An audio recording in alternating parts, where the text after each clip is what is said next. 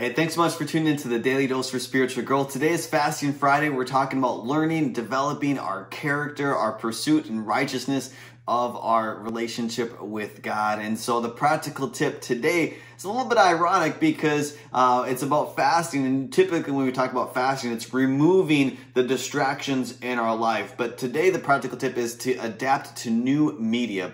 You know, media is fantastic. It can be. And it can be used in such a great way, or it can be used in such a destructive way. So I wanted to read a couple verses on fasting since it is Fasting Friday. In Matthew chapter 6, this is the Sermon on the Mount, and Jesus talks about fasting. He says, when you fast, and that's that whole idea that Jesus expects us to fast. We don't need to pray about, should I fast? Should I not fast? What could I fast? It doesn't matter. Let's choose to fast something that's going to be a sacrifice and put our pursuit with God.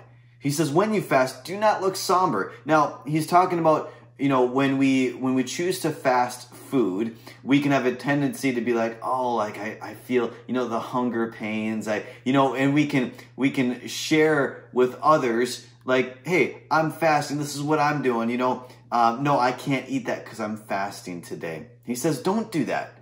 For they disfigure their faces to show others that they are fasting. Truly, I tell you, they have received the reward in full. But when you fast, put oil on your head, wash your face, so that it will not be obvious to others that you are fasting, but only to your Father who is unseen.